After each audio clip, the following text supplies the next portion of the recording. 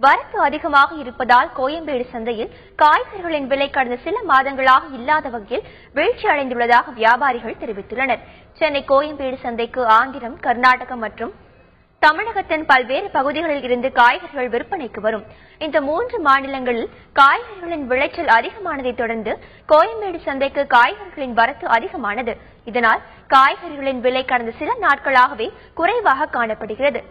இருப்பினும் தமிழகத்தில் தேர்தல் நடைமுறைகள் அமலில் இருப்பதால் அண்டை மாநிலங்களில் இருந்து வரக்கூடிய வியாபாரிகளின் எண்ணிக்கையும் 50% குறைந்துள்ளதாக கூறும் வியாபாரிகள் இதனால் அதிக அளவில் நஷ்டம் ஏற்படுவதாகவும் தெரிவித்துள்ளனர். கர்நாடகா, ஆந்திரா, தமிழ்நாடு 3 ஸ்டேட்லயும் நல்ல சர்ப்ளஸான தண்ணி இருந்ததுனால காய்கறியோட ஈல்டெல்லாம் நல்லா இருந்து நல்ல வரத்தெல்லாம் அதிகமாக இருக்கு. விளைச்சல் நல்ல விளைச்சல் இந்த வாட்டி எந்த வருஷமும் இல்லாமல் ஒரு 10 வருஷத்துக்கு அப்புறம் நல்ல விளைச்சல். அதனால காய்கறி வரத்து ஜாஸ்தி இருக்கிறதுனால விலைவாசி நல்லா குறைஞ்சிருக்கு. இந்த ட்ரெண்ட் ஒரு 40 நாள் இப்படிதான் இருந்துட்டு இருக்கு.